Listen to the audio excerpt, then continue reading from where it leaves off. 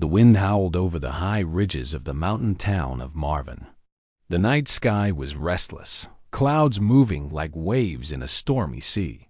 Rian stood on the wooden balcony of his small home, his coat pulled tightly around him. He had seen many storms in his life, but tonight felt different. The air was heavy, as if it was waiting for something to happen below. The town's lamps swayed in the wind, their warm glow fighting against the cold darkness. Most people had already gone inside, closing their shutters to keep the mountain air out. Only a few dared to be outside, and Rian was one of them. His eyes scanned the horizon, searching for the reason his heart was beating faster than usual. A deep rumble shook the valley. It was not just thunder. It was longer and sharper, almost like the hiss of some great creature. The clouds above began to twist in slow circles, forming a spiral. Then, in the center, light burst forth, not the bright white of lightning, but a pale silver glow. The light stretched and curled, taking the shape of something long and coiling. Rian's breath caught. It looked like a serpent moving across the sky. The glowing form slid between the clouds, bending and twisting as though alive. The head rose, shaped like the carvings he had seen in the old market. The same open mouth, the same flowing crest. For a moment, he thought he saw its eyes, glowing faintly in the dark. The vision lasted only a few seconds. The clouds closed again, swallowing the light, and the storm returned to its normal rhythm. But Rian stood frozen. His grandfather used to tell him stories about the sky serpent, a guardian of a city hidden above the clouds. Many people laughed at those stories, calling them mountain legends for children. But what Rian had seen was no simple trick of the light. He hurried down the wooden stairs and made his way to the far end of town where an old climber lived. Loma was known for his strange tales. He claimed to have seen the world from the highest peaks and spoken to travelers from beyond the mountains. Many called him a dreamer, but Rian believed the old man had seen more than he let on. Loma's hut was small and cluttered with climbing ropes, maps, and pieces of metal that looked older than the town itself. When Rian knocked, the old man opened the door slowly, peering out through narrowed eyes. "You saw it, didn't you?" Loma said before Rian could speak. Rian stepped inside, the warm firelight pushing back the chill in his bones. "I think so," he replied. "The sky serpent. It was in the clouds. It was made of light." Loma nodded slowly and motioned for Rian to sit. Many storms come and go, but not all carry the serpent sign. When it appears, it means the path is open. "What path?" Rian asked. "The path to the lost city above the clouds," Loma said. "A place built by humans long before our time. They were masters of the wind. Their homes floated in the sky, and their ships could ride the storms. But they vanished, leaving only stories and ruins hidden in the mountains. The sky serpent guards the last of their cities. Only when it shows itself can someone find the way." Rian leaned forward. "Has anyone ever found it?" "Many have." "Tried," Loma said, his voice low. "Some climbed for weeks. Some built wings to ride the air. None returned. The city is not for the unprepared. The serpent tests all who seek it." The fire crackled between them. Rian's mind was already racing. He had always wanted to see what lay beyond the mountains. The idea of a city above the clouds stirred something deep inside him. "If the path is open, then maybe this is my chance," he said. Loma studied him for a long moment. "You are young, and you do not fear the climb. But you will not reach the city alone.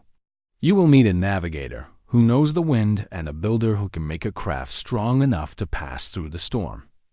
"I know who can help," Rian said without hesitation. The old man smiled faintly. "Then you had better move quickly. The path does not stay open forever. When the serpent's light fades, the way will be hidden again for many years. Rian left the hut with the storm still raging above. He walked through the narrow streets, his boots splashing through small streams of rainwater. He thought of Mira, the best wind navigator in the town, who could read the movement of clouds as easily as others read a book. He thought of Bran, the mountain engineer who had built gliders that could ride the valley winds. The idea grew stronger in his mind with each step. He could not ignore the sign he had seen. Something in the storm had called to him. That night, as he lay in bed listening to the wind, the vision of the glowing serpent returned to him. He could almost hear it again, that strange hiss like thunder stretched into a voice. He did not know what the city held or why it had been hidden for so long, but he knew this. He would find it not far above the sleeping town. The clouds shifted again, and for a brief moment, two faint points of light glimmered in the darkness, like the eyes of something watching from the sky. The storm had passed by morning, but the memory of the serpent still burned in Rian's mind. The mountains were clear now, their snowy peaks shining in the early sunlight. The town of Marvin was waking up, smoke curling from chimneys and the dish. Sound of footsteps echoing in the narrow streets. Rian moved quickly, his thoughts set on the two people he needed. First was Mira. She lived near the western edge of town, where the valley winds were strongest. Her home was small but filled with weather vanes, maps of air currents, and strange instruments she used to study the sky. When Rian reached her door, he found her outside adjusting a tall metal pole with spinning cups at the top. She glanced at him, her dark hair whipping in the breeze. "You came early," she said. "That means trouble or adventure." "Which is it?" "Adventure," Rian replied. "The kind that comes once in a lifetime. I saw the sky serpent last night." Myra's eyes sharpened. "You're sure? I know what I saw," he said. "It was made of light, moving through the clouds. Loma told me it means the path to the lost city is open." Myra stepped back from her work. She had heard the same legends as Rian, though she rarely spoke of them. "You want to go after it, don't you?" "Yes," Rian said, "but Loma warned me I can't do it alone. I'll need your skill with the wind. You know how to read the sky better than anyone." Myra crossed her arms, thinking. "It's not just about reading the wind. We'll need a craft strong enough to survive the climb through the storm layer. That means Bran." "I was going to see him next," Rian said with a smile. They walked together through the winding streets toward the northern side of town. Bran's workshop stood at the base of a steep hill, its wide doors open, the smell of wood and metal filling the air. Inside, Bran was hammering a curved frame that looked like the wing of some giant bird. "You're here early," Bran called without looking up. "Let me guess. You've got an idea that will either make us famous or get us frozen halfway." "Up a mountain. Maybe both," Rian said. "I saw the sky serpent last night. Myra and I are going after the lost city." Bran stopped hammering and finally looked at them. His eyes narrowed. "The serpent's just a story, Rian." "It's not," Rian said firmly. "I saw it with my own eyes." Loma confirmed it. "The path is open, and if we miss it, it might be decades before it happens again." Bran set down his hammer. "If what you say is true, then we'll need more than ropes and boots. The storm above the mountain will tear apart a normal glider. We'll need a frame strong enough to handle the currents and light enough to rise quickly." "That's why we need you," Myra said. "You can build it." Bran rubbed his chin, glancing at the partly finished wing. "I've been working on something new, stronger than wood, lighter than steel. I found pieces of strange metal in the high passes last year. It's unlike anything from the valley. Maybe it came from the city itself. If I can use it, we might stand a chance." Rian felt hope rising. "Then you'll come?" Bran gave a short nod. "If we're going to do this, we do it right. We'll need supplies for at least 10 days. Food, water, heat blankets, climbing gear. And we'll have to leave soon." The wind patterns changed fast after a serpent sighting. The three of them spent the rest of the day preparing. Myra studied her maps, marking routes where the air currents might lift them toward the hidden city. Bran worked in his workshop, bending and shaping the strange metal into a sleek glider frame. Rian went to the market to gather supplies, trading. What little silver he had for food and tools. By nightfall, Bran had the frame ready. It gleamed in the lamplight, its curved wings strong and smooth. "This will cut through the air like a hawk," Bran said proudly. "But once we're in the storm, the real test begins." They agreed to leave at dawn. The night passed slowly for Rian. He lay in bed, staring at the ceiling, hearing the wind outside. He imagined the city waiting above the clouds, golden towers, catching the sunlight, and the serpent watching them as they climbed out. When morning came, the air was crisp and clear. The three met at the base of the eastern trail that led toward the higher peaks. Bran's glider was folded and strapped to a small sled. Mira carried a bundle of maps and instruments, while Rian had the food and climbing gear. As they began to climb, the town grew smaller behind them. The path wound through pine forests where the snow crunched under their boots. They crossed frozen streams and narrow ledges where the wind tugged at their clothes. By midday, they reached the first high ridge.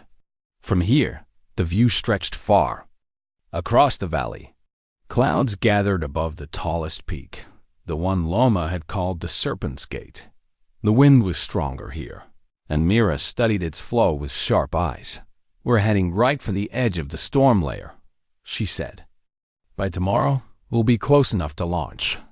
Rian felt a mix of excitement and nervousness. They were leaving the world they knew behind, heading into a place few had dared to go.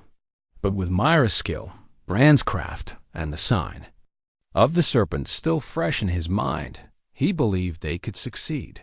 That night, they camped under the stars on a flat patch of snow between two ridges. The mountains loomed around them, dark shapes against the sky. As the fire crackled, Rian thought of what lay ahead, the wall of clouds that no one had passed through, the empty city floating above it, and the answers it might hold about the people who built it. The wind shifted, carrying with it a faint sound like the hiss of something moving far away. Rian looked up at the clouds gathering over the peak. Somewhere up there, the sky serpent was waiting. The morning sun was pale behind a thin veil of mist as Rian, Myra, and Bran continued their climb. The air grew colder with every step. Their breath came out in white clouds, and frost clung to their clothes. Above them, the tallest peak rose. Like a giant spear, its upper half hidden by a swirling mass of clouds. Mira stopped on a narrow ridge and pointed ahead. "There it is," she said, "the wall of clouds. Once we enter, we can't rely on sight alone. The winds will be our guide." Rian followed her gaze. The clouds were not soft and drifting like normal weather. They moved in great churning rolls, spinning in slow but powerful circles. Now and then, a flicker of pale light flashed inside them. From this distance, it looked like the clouds were alive, breathing and shifting as though they were watching the mountain. Bran adjusted, the sled carrying the folded glider. "We'll need to launch from a high point just below the wall. Climbing into that would be suicide. Flying gives us a chance to cut through the upper currents before the storm tears us apart." They pushed on, the trail becoming steeper. Loose snow slid under their boots, and sharp wind bit at their faces. Every few minutes, they had to stop to rest and warm their hands. The mountain seemed to resist their progress, as if it did not want them to reach its secrets. By midday, they found a narrow plateau just below the cloud barrier. From here, the wall rose like a great gray curtain stretching across the sky. The roar of the wind was constant, and the air was full of tiny ice crystals that sparkled in the dim light. "This is where we launch," Bran said, kneeling to unpack the glider. The frame unfolded smoothly, the strange metal gleaming despite the frost. The wings curved like those of a great bird, their surface stretched tight with woven fabric. Once we're airborne, Mira will guide us. I'll keep the craft steady. Rian, you handle the supplies and watch for trouble. Trouble? Rian asked, though he already knew the answer. Myra was checking the direction of the wind. The serpent may appear again. If it does, it will test us before we reach the city. That's what the old stories say. The three worked together to set up the glider. Bram made careful adjustments to the wing joints. Myra checked her compass and wind gauge, and Rian secured their gear.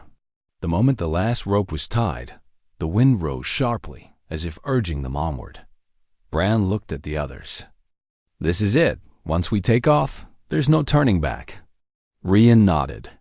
Mira gave a small smile, the kind that showed she was ready for whatever waited above. They strapped themselves into the glider. Bran in front to control the frame, Mira behind him to guide their path, and Rian at the back holding the supplies. Bran counted down. 3, 2, 1. He pushed them forward, and the glider rolled toward the edge of the plateau. The wind caught the wings instantly, lifting them into the air. The ground dropped away, and the cold hit Rian like a wave. Below, the snow and rock of the mountain shrank as they rose toward the swirling clouds. At first, the flight was smooth. The glider cut through the air with almost no resistance. But as they neared the wall of clouds, the wind became wild, shifting in sudden bursts. Mira's voice was steady as she called out corrections, telling Bran when to tilt the wings or dive slightly to catch the right current. Then they entered the clouds. The world became white and gray. Visibility dropped to almost nothing. The air was wet and freezing, and the roar of the wind filled their ears. Flashes of pale light rippled around them, not like normal lightning but slow, twisting shapes. Rian tightened his grip on the supplies, his eyes darting to every shadow. A sound rose through the storm, a deep hiss, long and echoing. It vibrated in the air and in Rian's chest. Myra's head turned sharply, her eyes searching the clouds. Bram kept the glider steady, though Rian could see his knuckles whitening on the controls. Something moved in the mist. At first, it was only a darker shape against the swirling white. Then it grew, curling and bending with impossible grace. A massive head emerged, made of silver light, its eyes glowing faintly. The sky serpent. It moved alongside them without touching, its long body weaving in and out of the clouds. Every movement was silent except for the hiss, which seemed to come from everywhere at once. The serpent's gaze shifted from Bran to Myra to Rian, as if measuring them. Rian's heart pounded. He had no weapon, no way to fight something so huge. But the serpent did not strike. Instead, it swept ahead, twisting in a slow spiral that formed a path through the densest part of the storm. Mira shouted over the wind. Follow it. It's leading us through. Bran adjusted the wings, keeping the glider in the serpent's wake. The air smoothed slightly, the wild gust turning into a steady pull forward. Still, the flashes of light around them grew brighter, and Rian had the strange feeling. They were not flying through normal clouds at all, but through something alive. After what felt like hours, but was likely only minutes, the serpent's glowing form dove upward into a thinner layer of cloud. Bran followed, pushing the glider higher. The wind grew warm for a moment, and then they broke through into sudden sunlight. The sky above was brilliant blue, and the world below was hidden by an endless white sea of clouds. Rian blinked against the light, his heart still racing. The serpent was gone, leaving only the faint shimmer of its body fading into the air. Myra pointed ahead. Look, far in the distance, rising from the cloud sea, were shapes, tall golden towers, shining in the sun. They stood on a massive rock platform that floated above the clouds like an island in the sky. Even from here, Rian could see carvings of coiling serpents wrapping around the structures that they had found the lost city above the clouds. Bran let out a low whistle. "We made it through the wall. Now let's see if the city will welcome us." The glider tilted slightly, and they began to drift toward the floating city, the wind carrying them forward into the unknown. The glider drifted lower, its shadow sliding over the endless white clouds. The golden towers ahead grew larger, their surfaces shining in the bright sunlight. As they came closer, Rian saw that the city was built on a massive rock platform, its edges jagged like a cliff. The platform floated without any chains or supports, held aloft by some force they could not see. Bran guided the glider toward a wide open space near the edge of the city. The wind was calm here, and the landing was smooth. The moment they touched down, the sound of the wind faded, replaced by an almost unnatural silence. Rian stepped off the glider and felt the stone beneath his boots, warm, not cold, like the mountain rock below. Myra looked around with wide eyes. "It's real," she whispered. "We're standing in the lost city above the clouds." The buildings around them were tall and graceful, made of smooth stone that caught the light in shifting colors. Carvings of serpents coiled around pillars and walls, their scales so detailed they looked almost alive. Some buildings had high archways, while others rose into pointed towers. Thin bridges connected the towers, stretching across dizzying drops. They moved carefully into the city, their footsteps echoing against the stone. There were no signs of people, no voices, no movement. Yet everything looked untouched, as if its builders had left only yesterday. Rian noticed that there was no dust or damage anywhere. Even the smallest carvings were sharp and perfect. They came to a wide street lined with tall serpent statues. Each one faced forward, its stone eyes fixed on the path ahead. The street led toward the center of the city, where a massive structure rose higher than all the others. Its shape spiraled upward, like the tail of a serpent coiling into the sky. "That must be the temple," Myra said. Rian nodded, but something about the statues made him uneasy. As they walked past the first row, he had the strange feeling that the stone eyes were following him.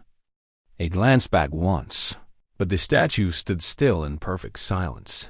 They passed through a small plaza where a fountain stood. The water inside was crystal clear, flowing endlessly from the mouth of a carved serpent. Rian knelt and touched it.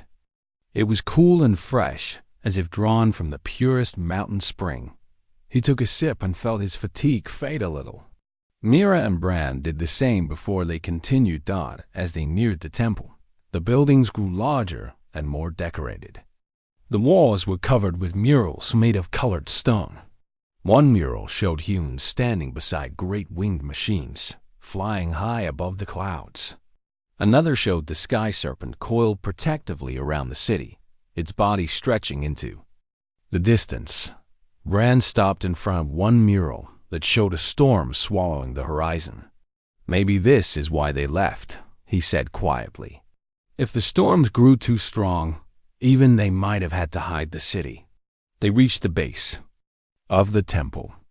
Its entrance was a huge archway carved with countless serpents, their bodies winding together until they formed a single great head at the top.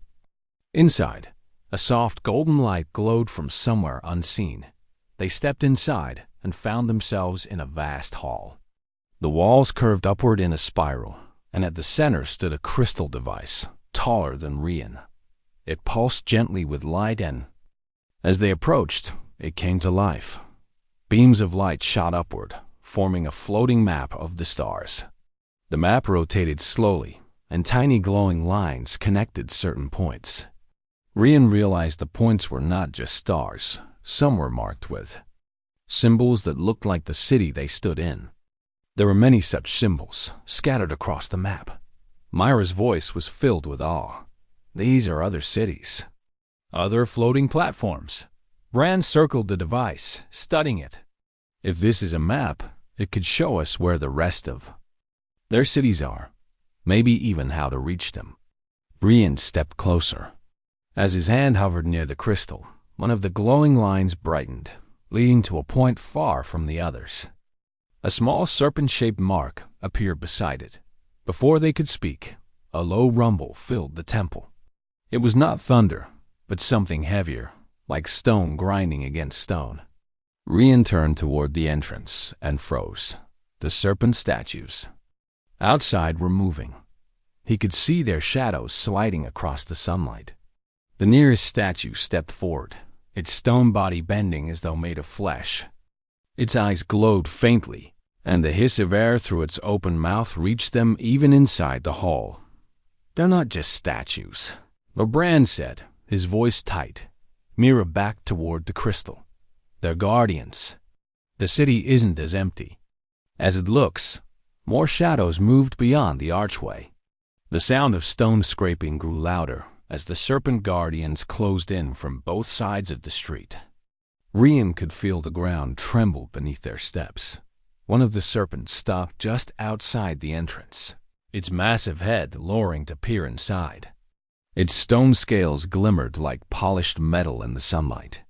It made no move to attack, but its presence was heavy, as if it was deciding whether they had the right to be here. Rian's eyes went to the crystal map again.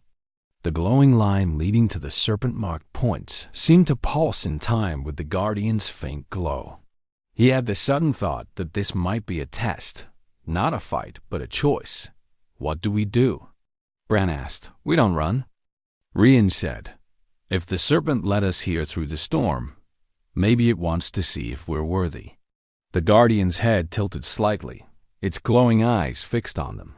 The silence in the temple deepened, broken only by the slow hum of the crystal device. Somewhere in that stillness, Rian felt the air change, as though the city itself was waiting for their next move.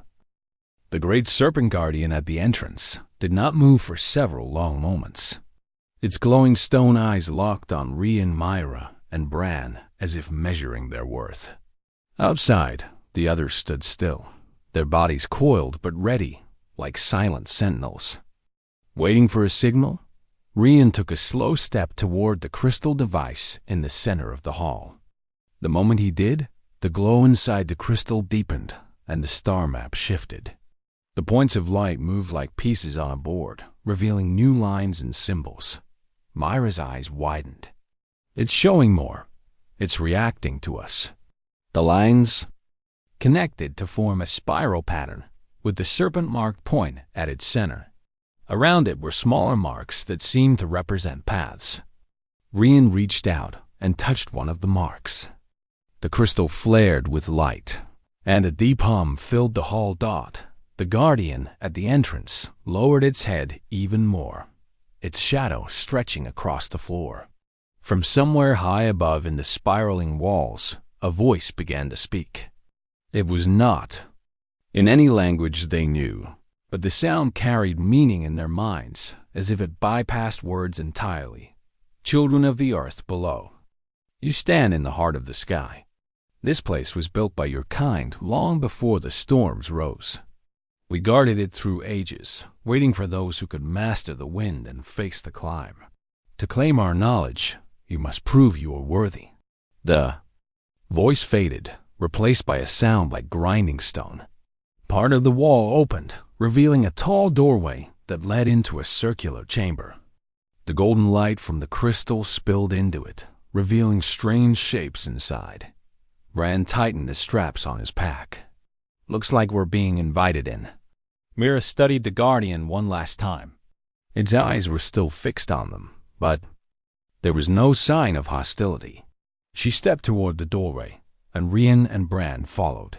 The chamber inside was unlike anything they had seen in the city. Its walls were lined with carvings that showed the rise of the sky builders. There were images of great floating cities drifting among the clouds, connected by bridges of light. Others showed enormous winged ships soaring between them. The final carvings showed the city surrounded by dark, swirling storms, the bridges breaking, and the ships vanishing into the clouds. In the center of the room stood 3 large platforms, each shaped like a serpent coil. On each platform rested a different object. The first held a small glider made of the same strange metal Bran had found in the mountains. The second held a tall staff tipped with a crystal like the one in the temple's main hall. The third held a sphere filled with swirling mist. The same voice spoke again. "These are tools of the sky. Each represents mastery. The craft is for those who ride the wind. The staff is for those who guide and protect. The sphere is for those who read the hidden ways of the storm. Only by working together can these be carried to the city's heart." Myra stepped to the staff, her hands brushing the smooth surface. The crystal at its top glowed faintly as she touched it.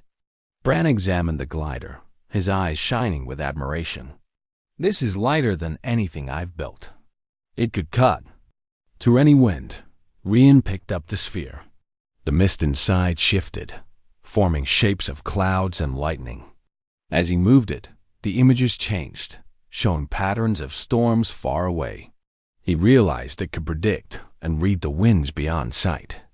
The moment they each took their object, the chamber's walls trembled.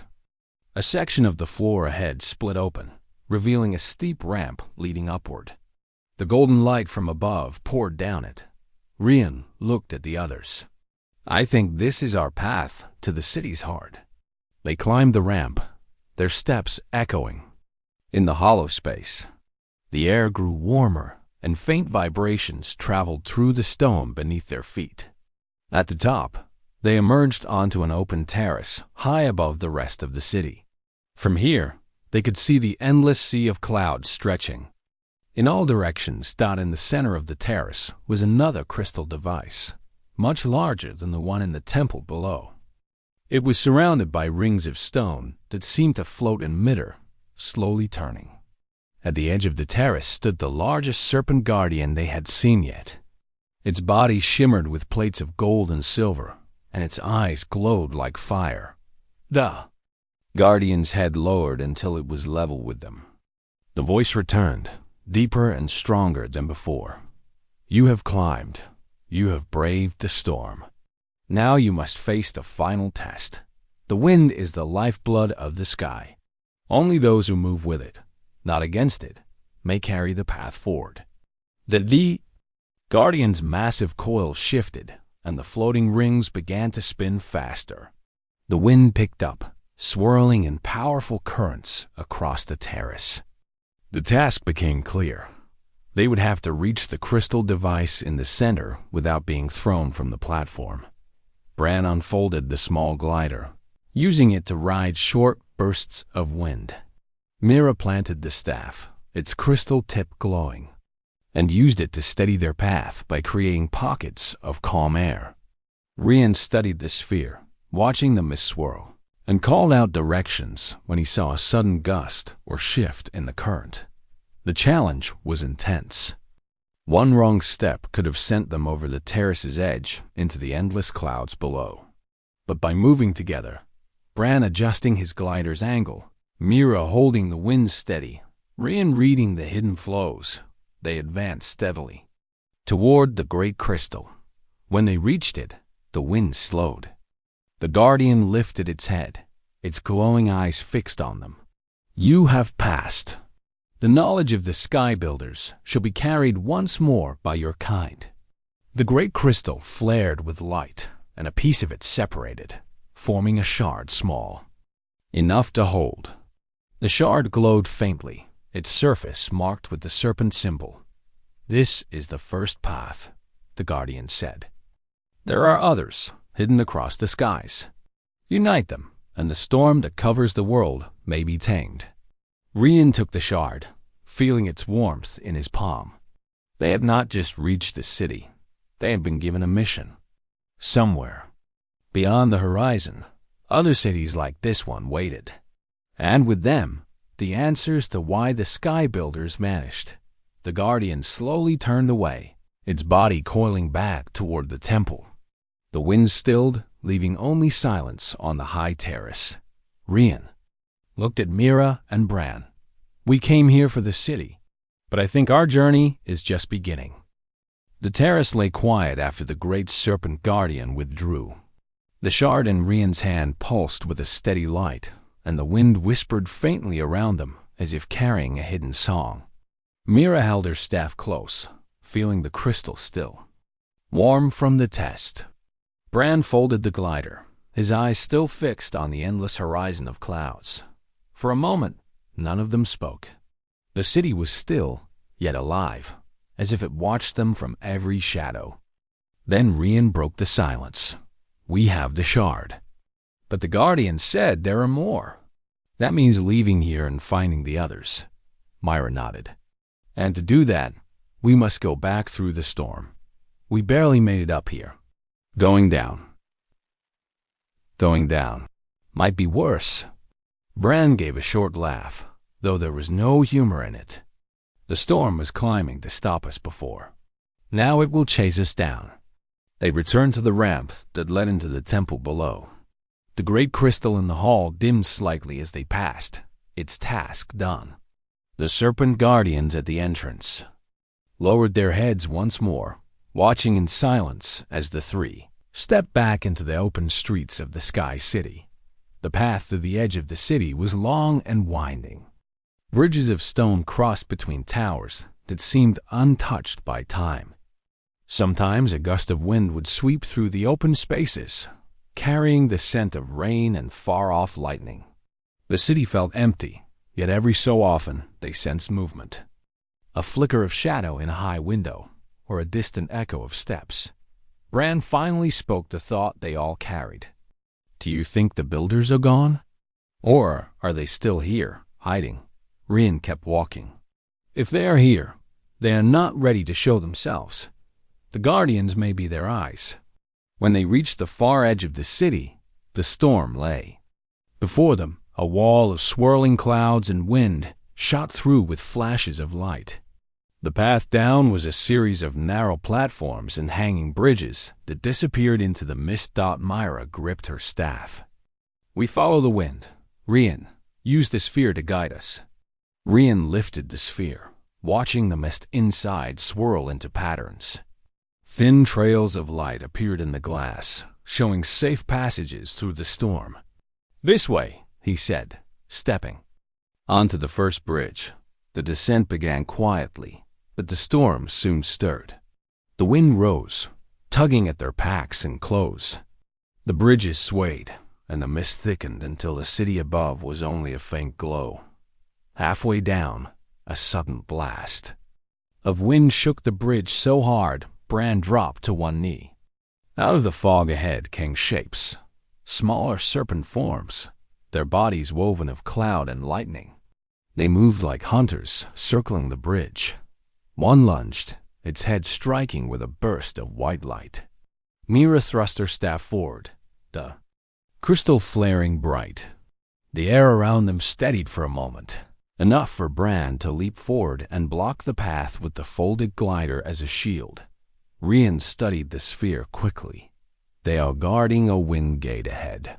If we pass through, they will not follow."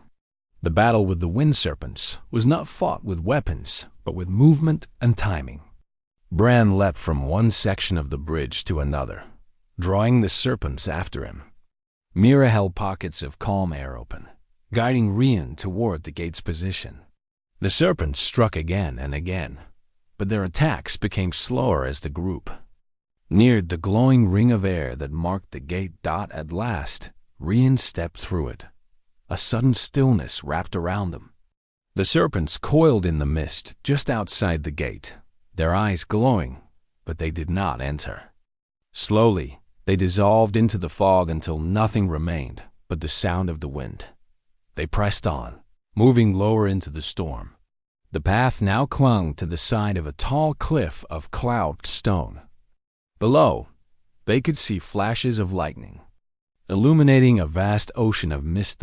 By the time they reached the base, the light from the shard had dimmed, as if resting. The storm had eased, and the solid ground beneath their feet felt strange after so long among the high winds. Bran dropped his pack with a thud. We made it. But where now? Rian knelt and set the shard on the ground. To their surprise, it began to glow again. Lines of light stretched out from it across the earth, pointing in 3 directions. Each line shimmered faintly, like a path waiting to be followed. Myra looked at the lines. 3 paths. 3 more shards? Rian nodded. It makes sense. The Guardian said unite them all. They chose the path leading east, where the clouds were thinner and a faint golden light touched the horizon. The way was not easy. The land here was broken, full of ridges and deep valleys. But they moved with purpose now, knowing the shard itself would guide them. Days passed. They camped among the ruins of old watchtowers, cooked simple meals over small fires, and shared quiet conversations about the journey ahead. At night, Rian studied the sphere, watching the patterns of the wind and storms beyond sight. Mira trained with the staff, learning to shape the air more precisely. Bram made small repairs to the glider, adjusting it for lower altitudes. On the 7th day, as the sun dipped low, they reached the edge of another vast chasm. Spanning it was a bridge of pure light, shimmering like the air above a fire. The shard in Rian's hand pulsed faster. "This is the way," he said. They stepped onto the bridge. It was solid underfoot, but a low hum filled the air. Halfway across, the hum deepened, and a shape rose from the far side. Another guardian. This one was not a serpent of stone or cloud, but a being of pure light, its form shifting and flowing. The voice came, calm yet powerful. "You carry the first key. To pass, you must show not strength, but trust." The bridge began to fade beneath their feet, leaving only narrow bands of light. Rian understood. They would have to cross without fear, believing the path would hold. Myra went first, her steps steady despite the growing gaps in the light. Bran followed, balancing the folded glider in his arms. Rian came last, the shard in his hand glowing brighter with every step. When they reached the far side, the Guardian of Light bowed its head. "The second key lies within the valley beyond. But beware, not all who seek it will be friends." The being faded, and the bridge behind them vanished. They looked ahead, where the land sloped into a dark valley filled with strange shadows.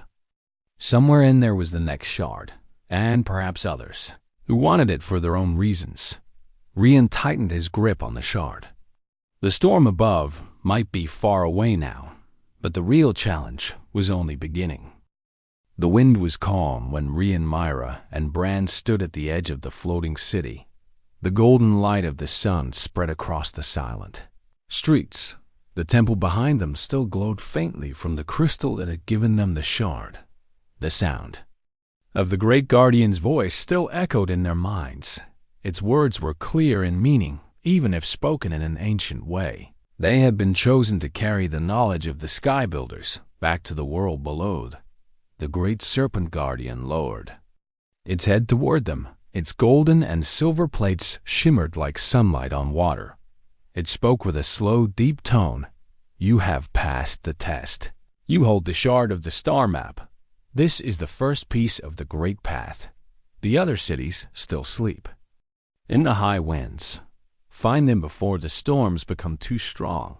If you unite their knowledge, the sky will belong to humankind again." Rian felt a heavy weight on his shoulders. The shard in his hand was warm, like it carried its own light. Myra looked at the sky, where the clouds swirled in endless patterns. Bram was checking the glider, making sure every rope and wing joint was secure. He was quiet, but his eyes showed the same thought they all shared. Their journey was not over. It was only the beginning. The Guardian stepped back. Its massive body slid across the polished stone without a sound. It moved toward the edge of the city and began to coil around one of the great towers. With a final slow nod, it vanished into the white clouds as if it had been part of them all along. The city around them began to shift. The golden tower shimmered and the wide streets tilted gently downward. Myra spoke softly. "It is sinking." She was right. The floating city was descending into the cloud sea. As if it wished to hide again for another 100 years, Rian felt the pull in his chest. He wanted to stay to learn everything, to walk every street and see every hall. But he knew the Guardian's words were not to be ignored. The shard had to be. Taken to the world below, they moved quickly. Bran adjusted the glider for 3 passengers. The winds were strong, but not violent. They ran together down the long stone path that led to the launch platform. From this high place, the clouds stretched in every direction like an endless ocean.